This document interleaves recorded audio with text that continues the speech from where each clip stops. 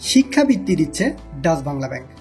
আপনি যদি 2024 সালের এসএসসি বা এসএসসি সমমানের পরীক্ষায় উত্তীর্ণ হয়ে থাকেন অথবা আপনার পরিচিত কোনো শিক্ষার্থী থেকে থাকে, তাহলে অনলাইনে আবেদন করে ফেলুন আজ এবং এখনই। ডাচ বাংলা ব্যাংক শিক্ষাবৃত্তির জন্য অনলাইনে আবেদন করতে কি কি ডকুমেন্টস প্রয়োজন হবে এবং কিভাবে অ্যাপ্লাই করবেন তার বিস্তারিত থাকছে আজকের এই ভিডিওতে। তো চলুন দেখে নেই বিস্তারিত ভিডিও।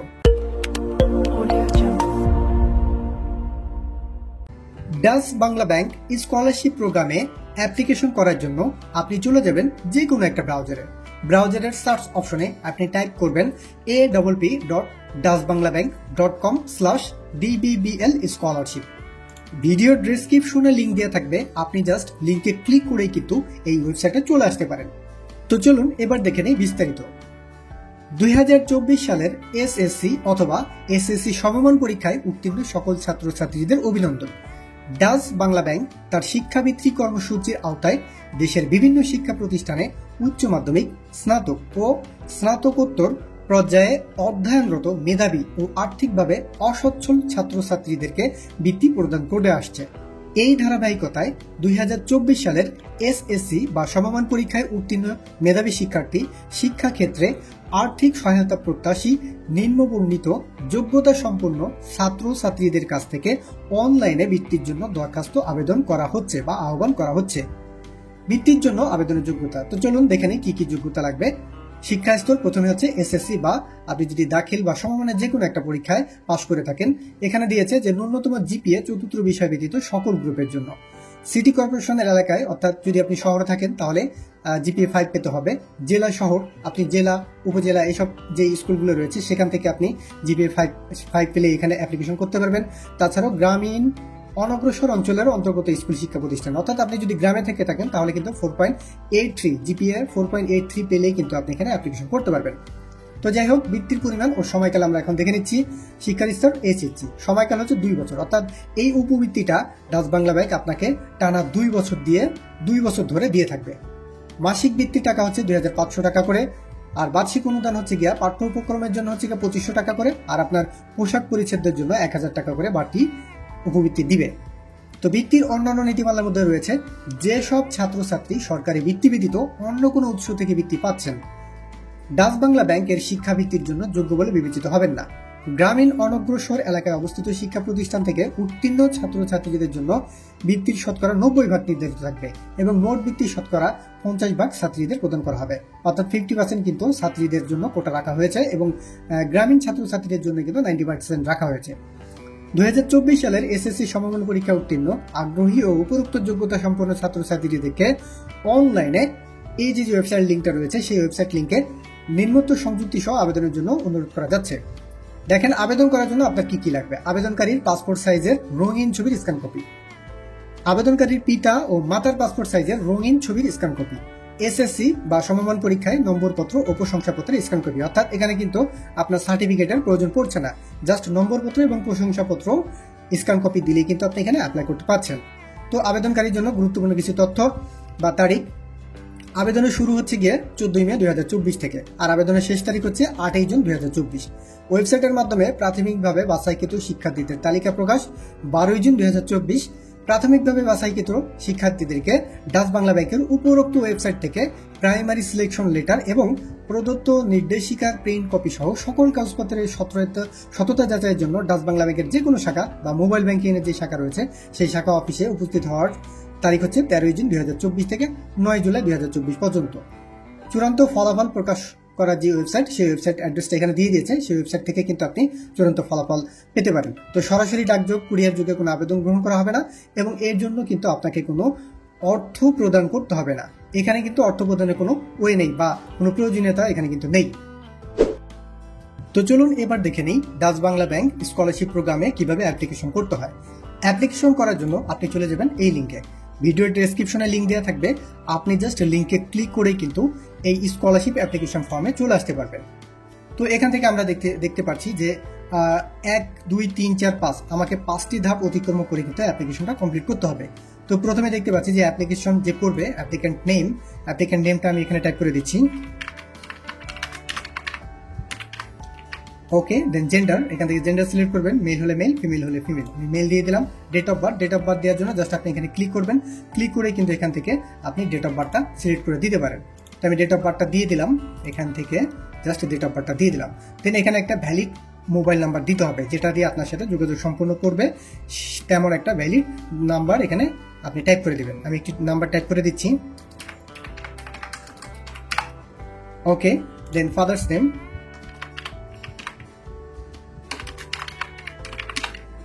দেন দেখতে পাচ্ছি মাদার্স নেম, আমি মাদার্স নেমটা এখানে দিয়ে দিলাম। দেন টোটাল ফ্যামিলি মেম্বার কয়জন টোটাল সেটা এখানে টাইপ করে দিবেন। দেন টোটাল আর্নিং মেম্বার্স কয়জনে ইনকাম করে সেটা এখানে উল্লেখ করে দিচ্ছি। জাস্ট আমার বাবা উপার্জন করে দিয়ে দিলাম বাবা। দেন প্রেজেন্ট অ্যাড্রেস, আমি প্রেজেন্ট অ্যাড্রেসটা জাস্ট কপি করে নিচ্ছি, আমি প্রেজেন্ট অ্যাড্রেসটা দিয়ে দিলাম।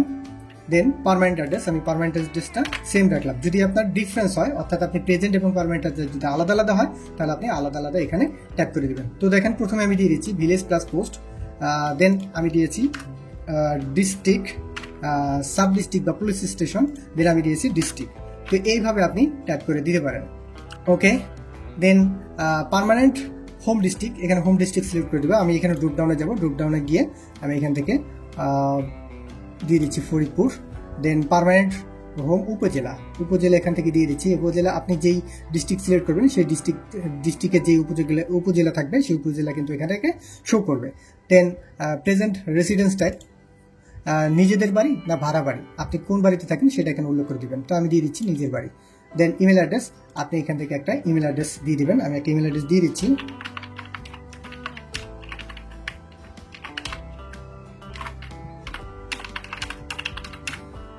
ওকে, ইমেল অ্যাড্রেস দেওয়া হয়ে গেলে এখান থেকে দেখতে পাচ্ছি টাইপ অফ হাউস, আপনার বাড়ির ধরনটা কি।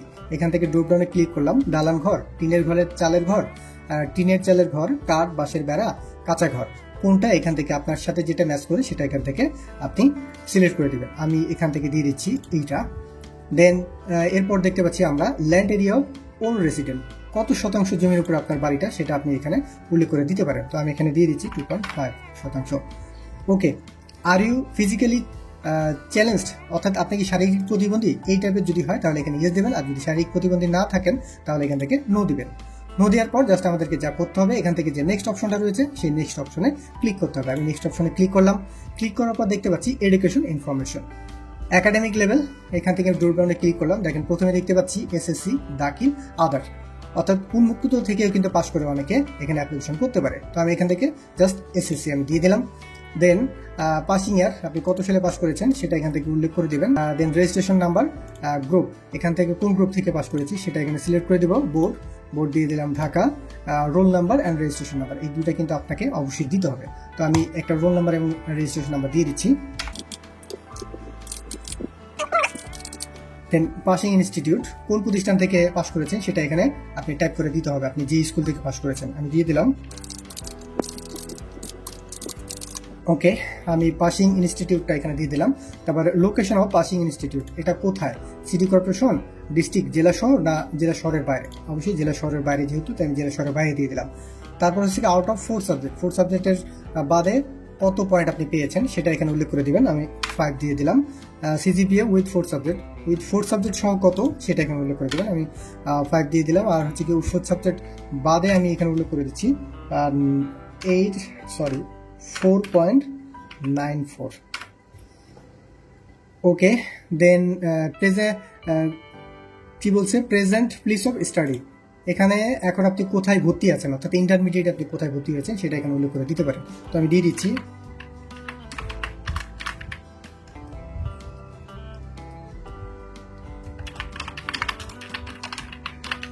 আমি প্রেজেন্ট যেই কলেজে পড়ালেখা করছে আমার যে ক্যান্ডিডেট, সেই ক্যান্ডিডেটের এখানে আমি সেই কলেজের নামটা এখানে দিয়ে দিলাম।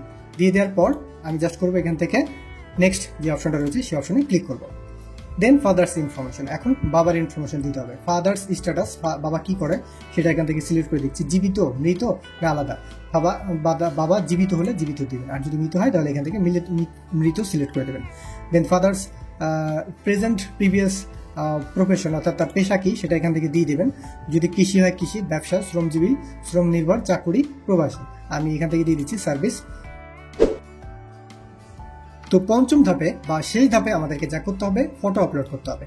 ফটো আপলোড করার জন্য এখানে একটা নির্দেশনা দিয়েছে, allowed file type is jpg, png and bmp, maximum file size 150 kilobyte, please keep lower in size as much as possible, maximum width হচ্ছে গিয়ে 500 থেকে 600, maximum height হচ্ছে গিয়ে 700 থেকে 800। এই পিক্সেল সাইজের মধ্যে কিন্তু আপনাকে যে আপনার ডকুমেন্টসগুলো রয়েছে এবং যে ছবিগুলো রয়েছে সেগুলো কিন্তু রিসার্চ করে নিতে হবে। তো রিসার্চ করার জন্য আপনারা ফটোশপে হেল্প নিতে পারেন। ফটোশপে জাস্ট এই 600 বা 500 যে একটা পিক্সেল রয়েছে এখানে নিউ নেবেন। নিউ নেওয়ার পর জাস্ট এখান থেকে উইথ এই যে পিক্সেল সিস্টেম, উইথ এখানে ধরেন আপনি 600 দিলেন, 600 দেন হাইট দিলেন 800, জাস্ট রেজলিউশন দেখবেন 62। তাহলে কিন্তু জাস্ট আপনার যেই অপশনটা আসবে এখান থেকে আপনি এখান থেকে সেভ অ্যাজ করে কিন্তু আপনি সাইজিং করতে পারবেন। তো যাই হোক, আমি আগে থেকে করে রেখেছিলাম, আপনারা করে নেবেন। দেন ইওর ফটো, এখান থেকে নিজের ছবি এখান থেকে আপলোড করে দিবেন। আমি নিজের ছবি এখানে আপলোড করে দিলাম। দেন ফাদার্স ফটো, এখান থেকে অ্যাপ্লিকেন্টের ফাদার্স ফটো দিয়ে দিলাম, মাদার্স ফটো, অ্যাপ্লিকেন্টের মাদার্স ফটো দিয়ে দিলাম। দেন এসএসসি মার্কশিট, এসএসসি যে মার্কশিট রয়েছে সেই মার্কশিটটা এখান থেকে আপনি সিলেক্ট করে দেবেন। দেন এসএসসি টেস্টিমোনিয়াল, এখান থেকে টেস্টিমোনিয়ালটা আপনি সিলেক্ট করে দেবেন। দেন আপনাকে যা করতে হবে, ডান দিকের ছবিতে যা দেখা যাচ্ছে এখানে টাইপ করুন। এখানে যেই একটা ক্যাপচা কোড রয়েছে সেই ক্যাপচা কোডটা এখানে টাইপ করে দিতে হবে। যদি আপনি বুঝতে সমস্যা হয় তাহলে দেখেন এখানে এই যে এটা রিফ্রেশ রয়েছে, রিফ্রেশ করলেই কিন্তু আপনি আর একটা ক্যাপচা কোড পাবেন, সেটা এখানে টাইপ করে দিতে পারেন। তো এখান থেকে যেহেতু আমি বুঝতে পারছি N8W4P, ওকে। দেন আমার ডকুমেন্টসগুলো কিন্তু সাবমিট করা শেষ। যেন আমি যা করবো এখান থেকে জাস্ট এই সাবমিট যে অপশনটা রয়েছে সেই সাবমিট অপশনে ক্লিক করব। সাবমিট অপশনে ক্লিক করলেই কিন্তু আপনার অ্যাপ্লিকেশন ফুলফিল হবে।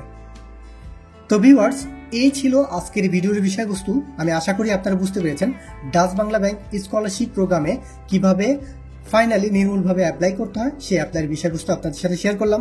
তারপরেও যদি আপনাদের কোনো কোশ্চেন থেকে থাকে তাহলে কমেন্টসে আমাকে অবশ্যই জানিয়ে দিবেন, আমি যথাযথভাবে আপনাদেরকে উত্তর দেওয়ার চেষ্টা করব। তো আজ এই পর্যন্ত রাখছি, ভালো থাকবেন সবাই, আসসালামু আলাইকুম।